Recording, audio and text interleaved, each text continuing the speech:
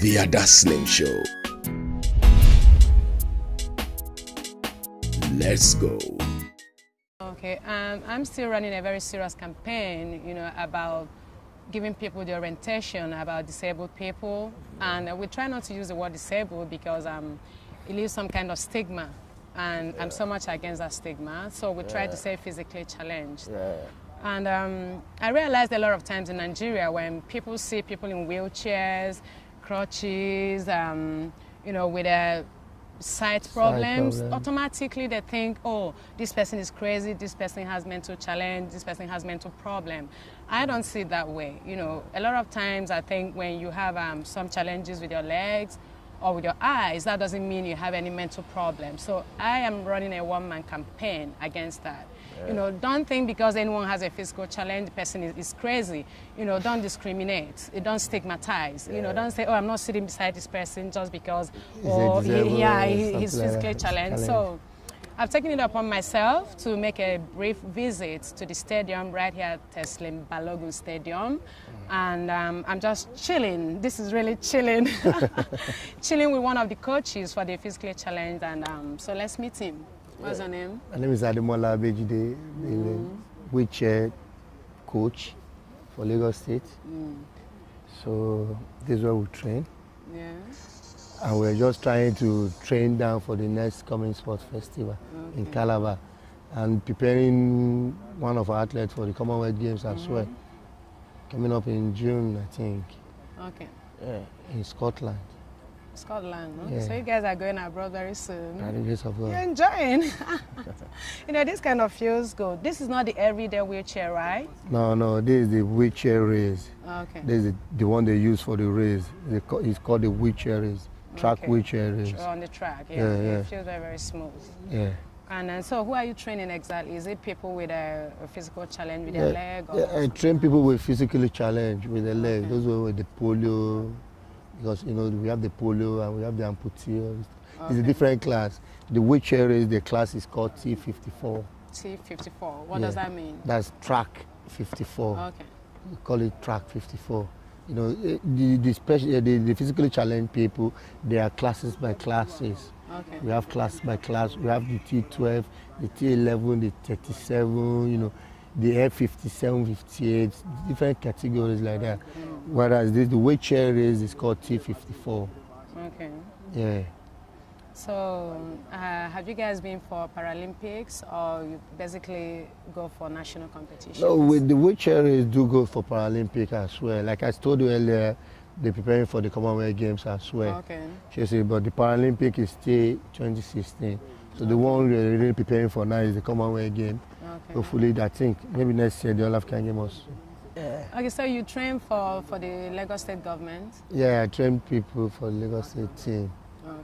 for the next sports festival in Calabar. That was November, December.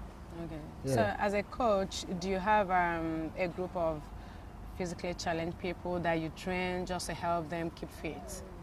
Yeah, in training is keeping fit as well. Yeah.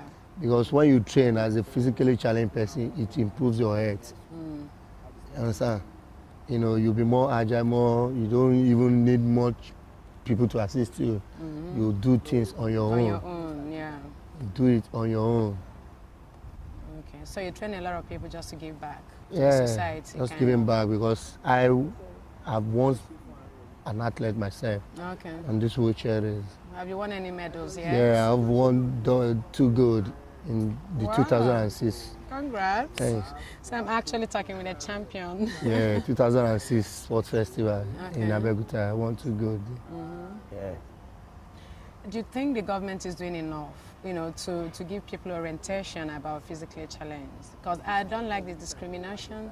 I don't like the stigma that go with people who have challenges. Yeah, the government are trying their best, but not enough. I will even commend the Lagos State government because Lagos State is trying, I think it's the only government that has a special, advisor on disabled people. Really? Yeah, I don't think the federal government has that in their cabinet as well. I think Lagos State government has that. I think they have office for special people, physically challenged people. They have special advisor on that to the governor. think it's the only Lagos that has that, if I'm right. Yeah. My name is Shego Arinze, and I'm hanging out with Ada Slim. Don't change the dial, just keep on watching. The Ada Slim Show. Let's go. And so you think they should do more? Yeah, government should do more concerning this thing. You understand? And I know this in the bill has been with the federal government, the House, all this why they've not passed the bill on physically challenged people. For how many years now? I don't know what they're doing about that. For me, it's not just about passing the bill, right? I spent a lot of time in the States. I lived there for 5 years, and every corner in America, they have a parking space for physically challenged, and they mark it with a blue line. You cannot park there. If you park there, you're in trouble, right? There's none like that in this country. Every building has a movable way, accessibility way, where when you come with your wheelchair, you should be able to just climb up.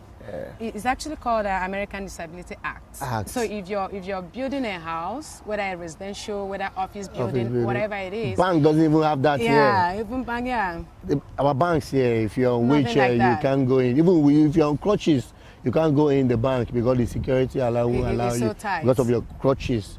You know, really? Yeah, you can't go in with your crutches. You can't go into the bank. So how do they want you to get into the bank then? Some banks do give special this thing. They're going to open the back for you, all this stuff. But some banks, there's no how you can go in there. And the security they put there, most of them doesn't even know what physically challenged people are. Exactly. That's what I'm still talking about that stigma. That stigma, they will look at you, as if you are nobody. Exactly. They look down on you, which is not supposed to be so. And ignore you and snub you. And you even bringing your money to bank with them. So it's actually an offense to be It's a big offense. That's what I'm telling you. Once the bill is passed, there will be a law guiding all these things. You can not just the law. They should do something about it. That's what I was trying to tell you about the American Disability Act. You know, they make sure that any new structure is compatible with this act. That means there has to be somewhere accessible for physically challenged. There has to be somewhere accessible for the blind. There's only one building that has that in this stadium. The last stadium there has a disabled part.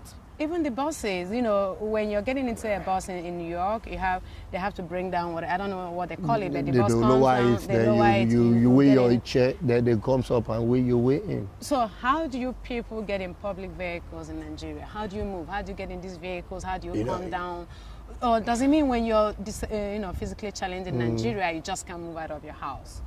You know, you can move out of your house, but with your courage now, you understand, if you don't have courage in this country, they're going to frustrate you with your physically challenge.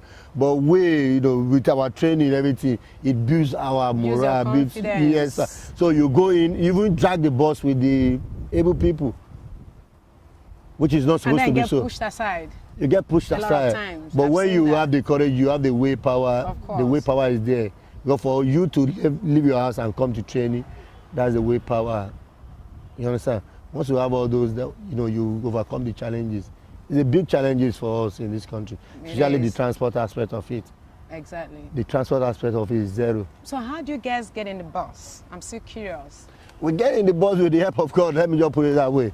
When you have your wheelchair, when you have your wheelchair, you see some good people that will just cool down for you, help you park your wheelchair. Once you get in, the conductor will help you park your wheelchair and put it at the back. Coming down, they will do the same thing. But some buses will not even stop for you once they see you. The way they move in Lagos, like, when they see you, when they see you, you're on the wheelchair, they don't even stop. They don't want to know where you are. Once they see you, which I was going to be doing all this while, they will just move on. Sometimes even the taxi you want to take, you understand? The taxi will see you because of your wheelchair will not hike the price. Because they think you're giving them a stress. You're giving them more stress. You're not supposed to be so. What's going on is DJ Tech straight from Brooklyn. Shouting out Ada Slim. All right, peace. The Ada Slim Show. Let's go.